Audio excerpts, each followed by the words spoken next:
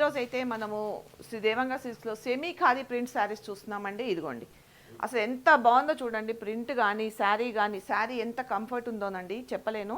చాలా లైట్ వెయిట్లో చాలా కంఫర్ట్ ఉంది. మనం కట్టుకుంటే కూడా చూడండి ఎంత గ్రాండ్ లుక్ ఉందో.